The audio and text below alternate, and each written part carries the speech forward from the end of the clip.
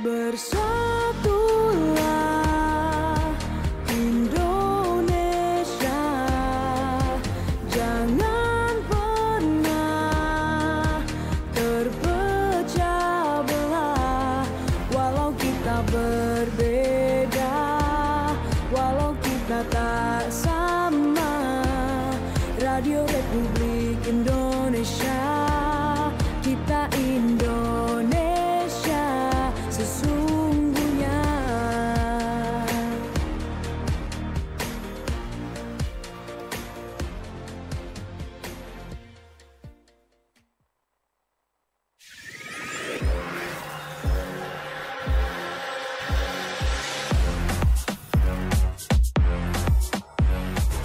Berita olahraga, olahraga, olahraga, olahraga.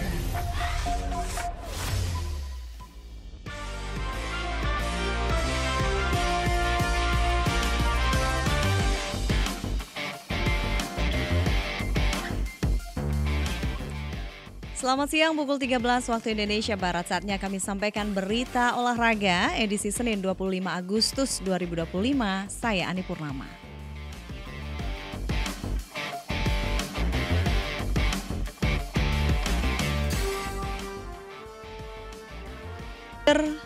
Manajer Tim Nasional Indonesia, Sumarji, mengungkapkan semua pemain skuad Garuda, baik yang merumput di BRI Super League atau di luar negeri, akan berkumpul di Surabaya pada 1 September 2025 mendatang.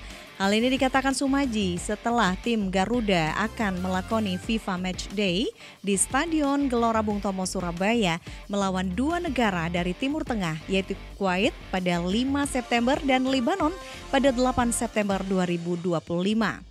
Pelatih Timnas Indonesia Patrick Kluivert sebelumnya sudah mengumumkan sebanyak 27 pemain untuk ambil bagian pada FIFA Match Day tersebut.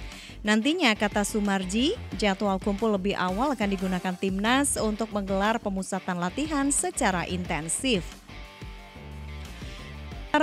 Terkait pemain tambahan untuk melawan Kuwait dan Lebanon, Sumarji menyatakan tidak menutup kemungkinan untuk itu. Exco PSSI Arya Sinulinga sempat menyampaikan bahwa dua calon pemain naturalisasi, Mauro Gilstra dan Miliano Jonathans, ditargetkan bisa mengambil sumpah warga negara Indonesia WNI secepatnya. Kuwait dan Lebanon dipilih untuk menjadi lawan Indonesia di FIFA Match Day karena kedua negara ini dinilai mempunyai karakteristik pemain dan permainan yang hampir sama dengan dua tim yang akan dihadapi tim Garuda di kualifikasi Piala Dunia 2026 putaran keempat, yakni Arab Saudi dan Irak, karena sama-sama merupakan negara Timur Tengah. Kualifikasi Piala Dunia 2026 digelar pada bulan Oktober mendatang, di mana Indonesia bergabung di grup A dan bermain di Arab Saudi. Di sana Indonesia akan melawan Arab Saudi pada 9 Oktober pukul 00:15 waktu Indonesia Barat dan Irak pada 12 Oktober pada pukul 02.30 waktu Indonesia Barat di King Abdullah Sports City.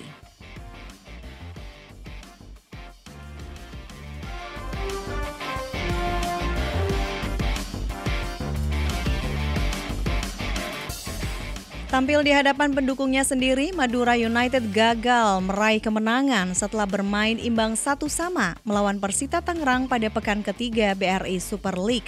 Berikut laporan Tagoan Novantrian.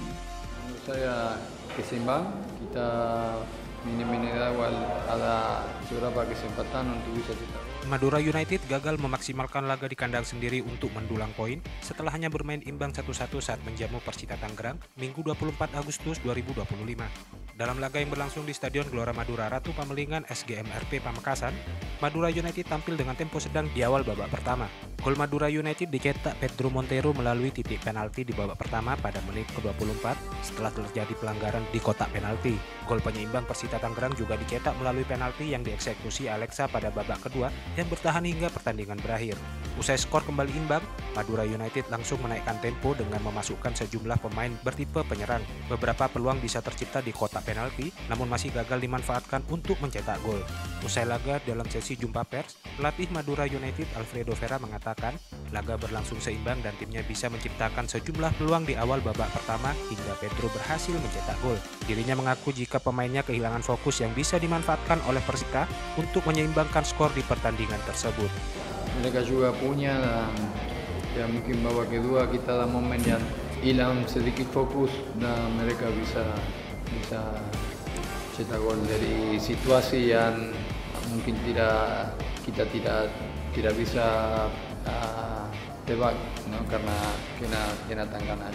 Di situ kita kuasai sampai terakhir untuk bisa cetak gol, tapi akhirnya jadi seri. Sementara itu, pemain Madura United Pedro Monteiro mengungkapkan timnya ingin meraih kemenangan di pertandingan ini di hadapan pendukungnya sendiri yang hadir langsung ke stadion. Meski telah mencoba untuk meminimalisir kesalahan dalam pertandingan, tambah Pedro, namun hal tersebut masih terjadi dan harus puas berbagi poin dengan Persita Tangerang. We want 3 points. We play in our home in front of our fans, but it's not possible. It's 1 point in our journey, but I think we deserve more. We deserve the 3 points. I think we have to start to check also some mistakes appearing in the game, and it's not our mistakes only. It's mistakes from outside. Hasil ini tentunya tidak sesuai dengan target skuad Madura United yang ingin meraih kemenangan di kandang sendiri dalam laga ini. Madura United kehilangan 5 poin di 2 laga kandangnya musim ini setelah meraih kekalahan dari Persis Solo dan hasil imbang saat menghadapi Persita Tangerang.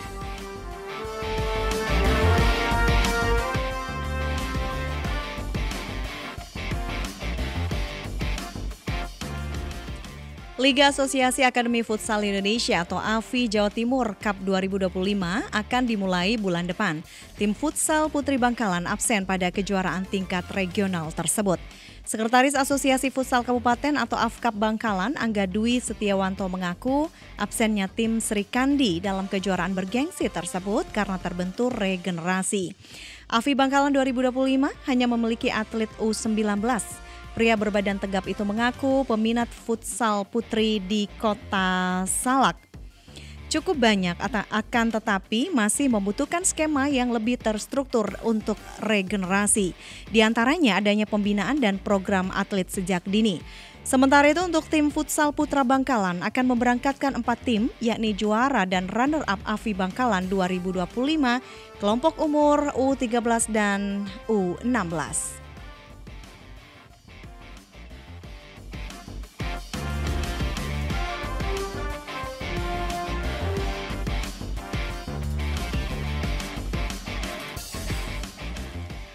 Medali perak berhasil dibawa pulang atlet pencaksilat Kabupaten Sumeneb dalam ajang kejuaraan provinsi atau Kejurprov IPSI Jawa Timur 2025 yang digelar di City of Tomorrow Mall, Surabaya. Berikut laporan Famelia.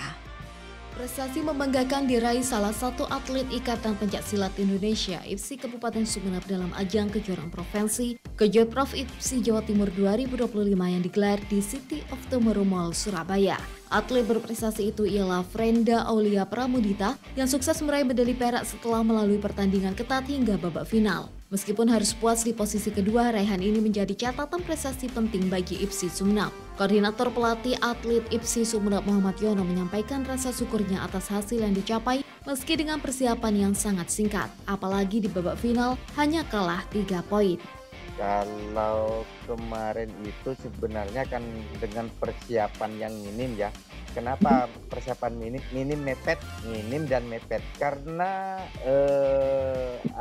surat Kejurprovnya itu juga sangat mendadak. 1 minggu sebelum pertandingan hari hanya di tanggal 21 itu baru nyampe. Bukan baru nyampe, memang baru dikirim oleh IPSI Jatim. Dengan adanya mepet itu maka IPSI Sumeneb itu mengirimkan atlet yang pantauan. Atlet pantauan itu IPSI kan punya data bank atlet ya untuk kejuaraan remaja kemarin. Sementara itu, Ketua IPSI Kabupaten Sumeneb Santoso mengapresiasi perjuangan para atlet dan pelatih. Pihaknya mengaku bangga dengan torehan medali yang diraih oleh atletnya itu. Untuk diketahui pada Kejurprov tersebut IPSI Sumeneb mengirimkan sebanyak 2 atlet, akan tetapi 1 atlet lainnya harus gagal di babak penyisihan.